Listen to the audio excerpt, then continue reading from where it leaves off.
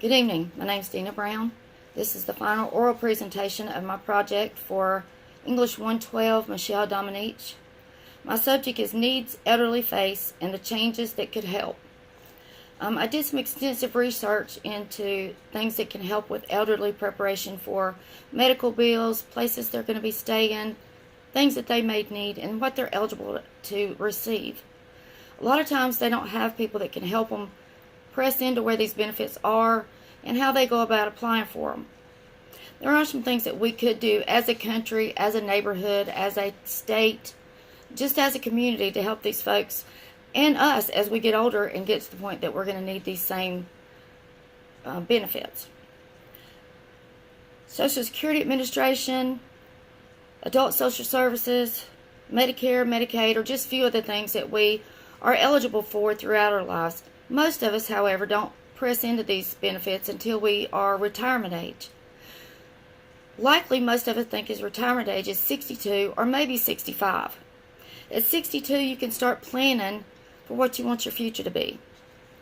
But so many folks don't have that opportunity, and with myself being just turning 55 next month, I start to see some angles that would help not only myself but other family members that I have to step up and be able to have these benefits available to them without having to go through a lot of trouble to find out who to talk to.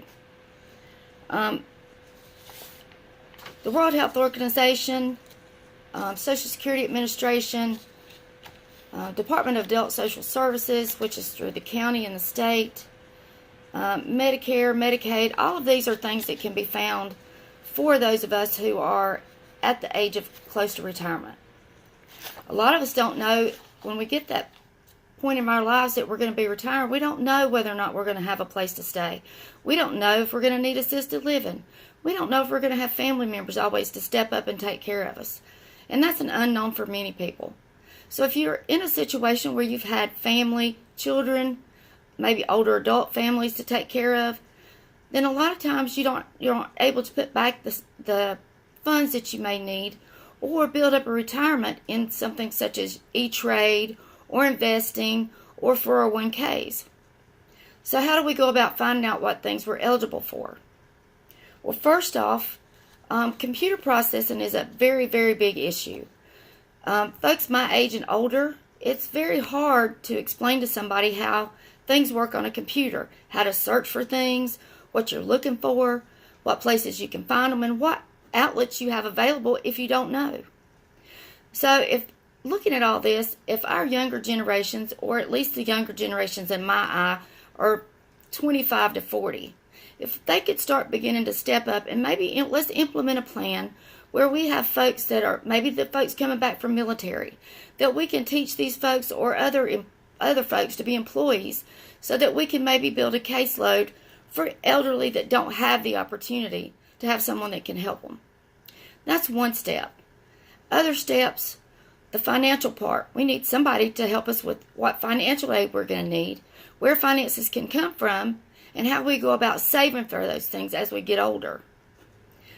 Without anybody to step up at our banks, places like that, a lot of people are afraid to even bank at the banks anymore because of letdowns in the past, because of things that have had to be forgiven because banks made very bad investments.